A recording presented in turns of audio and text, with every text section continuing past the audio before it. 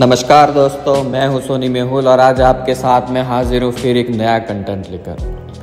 आज हम इस वीडियो में बात करने वाले हैं कामदेव और रति की प्रेम कहानी के बारे में। आज मैं इस वीडियो में आपको पूरी हिस्ट्री बताऊंगा, तो बने रही मेरे साथ एंड तक इस वीडियो में। हिंदू धर्म ग्रंथ में कामदेव को प्रेम और आकर्षण का देवता माना गया है। धर्म ग्रंथों में वर्णित कथाओं के अनुसार कामदेव भगवान विष्णु और देवी लक्ष्मी के पुत्र हैं। ऐसा माना जाता है कि कामदेव का विवाह देवी रति के साथ हुआ था, जो कामदेव की तरह ही प्रेम और आकर्षण की देवी मानी जाती है। परंतु कुछ कथाओं में कामदेव को स्वयं ब्रह्मा जी का पुत्र भी बताया गया है और इनका संबंध भगवान शिव से भी है।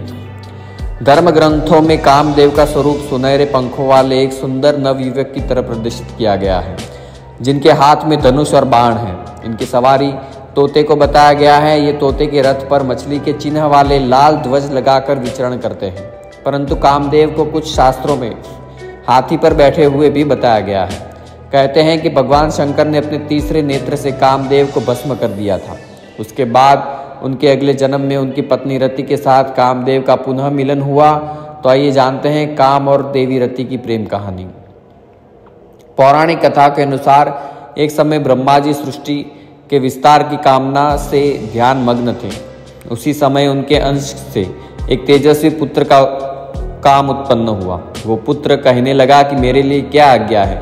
तब ब्रह्मा जी ने उससे कहा कि मैंने सृष्टि उत्पन्न करने के लिए प्रजापतियों को उत्पन्न किया है, परंतु वे सृष्टि रचना में सफल नहीं हुए। इसीलिए ये कार्य अब मैं तुम्हें सौंपता हूँ और इसे पूर्ण करने की आज्ञा देता हूँ। परंतु ब्रह्मा जी की बात सुने बिना ही कामदेव वहां से विदा होकर अदृश्य हो गए।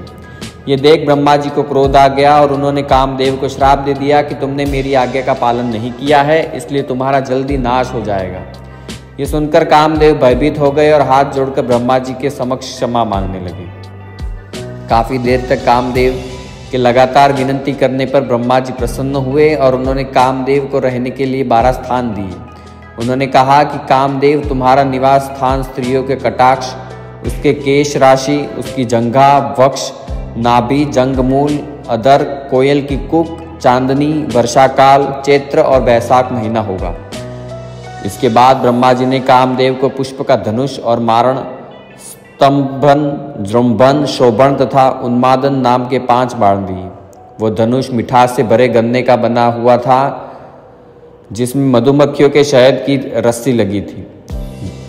उसके धनुष बाण अशोक के पेड़ के महकते फूलों के अलावा सफेद, नीले कमल, चमेली और आम के पेड़ पर लगने वाले फूलों से बने हुए थे। ब्रह्मा जी से मिले वरदान के बाद कामदेव तीनों लोकों में भ्रमण करने लगे और भूत, पिशाच, गंधर्व, यक्ष सभी को अपने काम में वशीभूत कर लिया। इसी क्रम में वे भगवान शिव जी के पास कैलाश पहुंचे। भगवान शिव तब तपस्या में लीन थे। तभी कामदेव छोटे से जंतु का सूक्ष्म रूप धरकर कान के छिद्र से भगवान शिव के शरीर में प्रवेश कर गए। इससे शिव का मन चंचल हो उठा। उसके बाद भगवान शिव ने ध्यान योग से देखा कि उनके शरीर में कामदेव प्रवेश कर गया है। जब ये बात कामदेव को पता चला तो वह उसी क्षण भगवान शिव के शरीर से बाहर आ गए और आम के एक वृक्ष के नीचे जाकर खड़े हो गए। फिर उन्होंने शिवजी पर अपना मोहन नामक बाण छोड़ा, जो शिवजी के हृदय पर जाकर लगा। इससे शिवजी क्रोधित हो उठे और उन्होंने कामदेव को अपने तीसरे नेत्र की ज्वाला से भस्म कर दिया। जब ये बात कामदेव की पत्नी रति को पता चली तो वो विलाप करती वहां आ पहुंची। तभी आकाशवाणी हुई, जिसमें रति को विलाप न करने और भगवान शिव की आराधना करने को कहा गया। आकाशवाणी सुनकर रति ने श्रद्धापूर्वक भगवान शंकर की प्रार्थना की। रति की प्रार्थना से प्रसन्न हो शिवजी ने कहा कि कामदेव ने मेरे मन को विचलित किया था, इसलिए मैंने इन्हें भस्म कर दिया। अब अगर ये अनंग रूप में महाकाल वन में जाकर शिवलिंग की आराधना करेंगे तो इनका उद्धार होगा। उसके पश्चात कामदेव भगवान शंकर के आदेशानुसार महाकाल वन चले गए और उन्होंने पूर्ण भक्तिभाव से शिवलिंग स्थापना की और फिर घोर तपस्या करने लगे।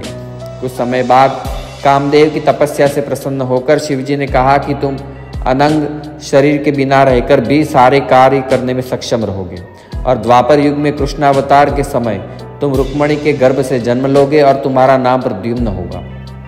शिव के कहे अनुसार द्वापर युग में भगवान श्री कृष्ण और रुक्मणी को प्रद्युम्न नाम का पुत्र हुआ, जो कि कामदेव का ही अवतार था। परंतु जन्म के पश्चात श्री कृष्ण से दुश्मनी के चलते राक्षस संभ्रासुर ने प्रद्युम्न का अपहरण कर लिया और उसे समुद्र में फेंक दिया। उस शिशु को एक मछली ने निगल लिया और वो मछली मछुआरों द्वारा पकड़े जाने के बाद संभ्रासुर के रसोई घर में ही पहुंच गई। जब ये बात देवी रति को मालूम हुआ तो वो रसोई में काम करने वाली मायावती नाम की एक स्त्री का रूप धारण करके रसोई घर में पहुंची। वहां आई मछली को उसी ने ही काटा और उसमें से निकले बच्चे को माँ के समान पाला पोसा। जब वो बच्चा युवा हुआ तो उसे पुनर्जन्म की सारी बातें याद दिलाई। इतना ही नहीं, सारी कलाएं भी सिखाई। तब प्रद्युम्न ने संभ्रासुर का वध किया और फिर मायावती रूपी रति से विवाह कर उसके साथ द्वारका लौट आए। तो आज की कामदेव और रति की पौराणिक प्रेम कथा में इतना ही। तो दोस्तों, मिलते हैं नई वीडियो के साथ, तब तक धन्यवाद।